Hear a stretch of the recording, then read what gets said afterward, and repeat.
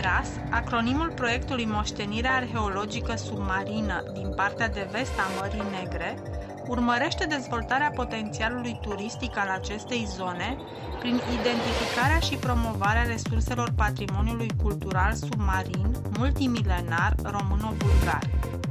Implementat ca urmare a inițiativei Institutului Național de Geologie și Geoecologie Marină GeoEcomar România, care este coordonatorul proiectului,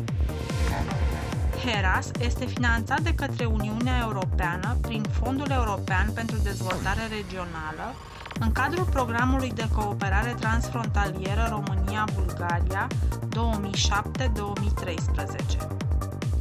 Proiectului HERAS i s-au alăturat, în calitate de parteneri, Muzeul de Istorie Națională și Arheologie din Constanța,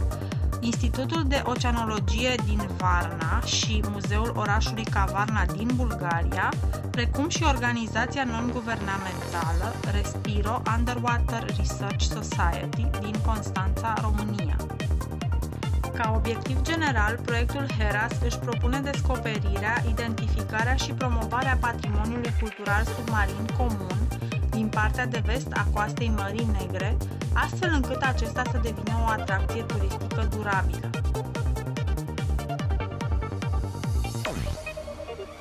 Investigarea și promovarea patrimoniului arheologic comun, stimularea cooperării transfrontaliere între institute de cercetare, muzee și ONG-uri pentru a crea o echipă comună de excelență în domeniul arheologiei subacvatice, precum și sprijinirea dezvoltării planurilor turistice de aventură arheologică submarină, reprezintă obiectivele specifice ale proiectului HERAS.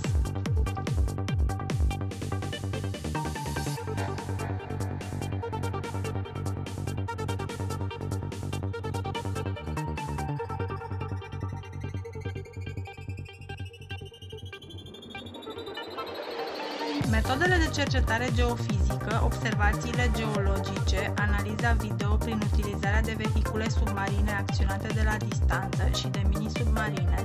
activitățile subacvatice specifice derulate de către scafandri pentru identificarea și recuperarea artefactelor semnificative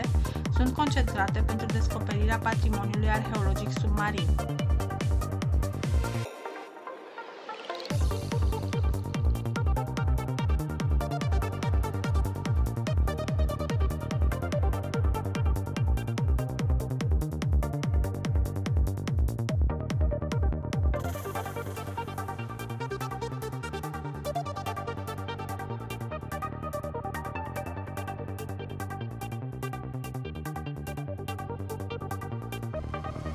Sprijinirea dezvoltării planurilor turistice de aventură arheologică submarină, rezultate ca urmare a descoperirilor realizate pe perioada de implementare a proiectului, constituie o bază solidă pentru dezvoltarea de noi afaceri într-un domeniu modern de activitate, turismul arheologic subacvatic.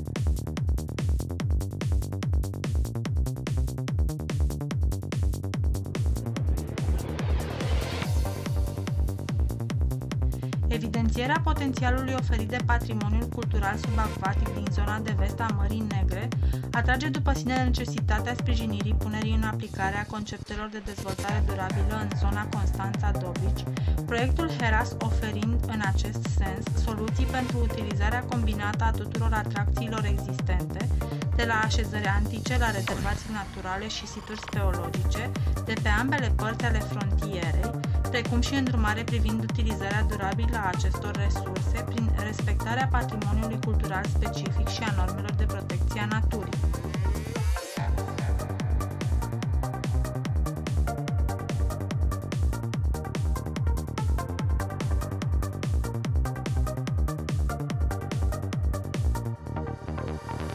Activitățile prevăzute pentru realizarea obiectivelor propuse în cadrul proiectului HERAS includ crearea unei baze de date cuprinzând informațiile disponibile existente, organizarea unor croaziere pe platoul vestic al Mării Negre în vederea realizării de studii geofizice pentru identificarea siturilor de patrimoniu cultural subacvatic, epave, orașe antice scufundate, precum și realizarea unor analize detaliate arheologice, geologice și biologice a datelor colectate în timpul acestora, organizarea unor campanii de teren comune în cadrul siturilor de patrimoniu istoric de pe coasta Dobrogei și realizarea unor analize complexe a așezărilor scufundate și a navelor, dezvoltarea ghidului planului de management turistic pentru patrimoniul subacvatic, formarea de instructori de scuba diving specializați în arheologie marină, organizarea de conferințe și manifestări cu caracter științific, organizarea unei campanii de comunicare specializată pentru promovarea descoperirilor din cadrul proiectului HERAS, precum și conceperea și întreținerea unui website dedicat acestuia.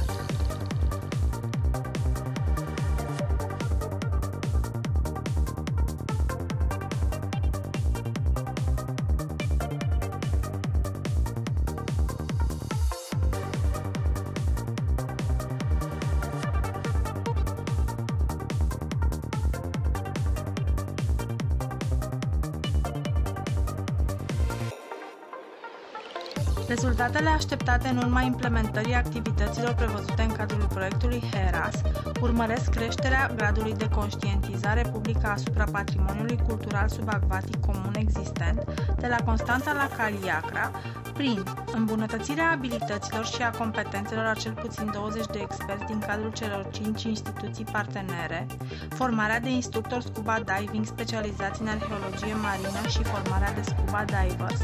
realizarea de hărți și rapoarte științifice ale siturilor de patrimoniu subacvatic pentru zona Constanța-Cavarna, organizarea unei expoziții permanente prezentând patrimoniul cultural arheologic submarin din partea de vest a Mării Negre, realizarea unei baze de date GIS upgradabilă cu acoperire a ambelor părți ale frontierei româno-bulgare, constând într-o selecție de situri de patrimoniu cultural subacvatic, atracții ale patrimoniului cultural existent din zona costieră, situri de protecție a naturii, precum și situri speologice, realizarea planului de management turistic al patrimoniului subacvatic, publicarea de lucrări științifice, realizarea unei campanii publicitare, constând în editarea și tipărirea de broșuri, pliante, bannere, destinate publicului larg, precum și publicarea website-ului dedicat proiectului HERAS.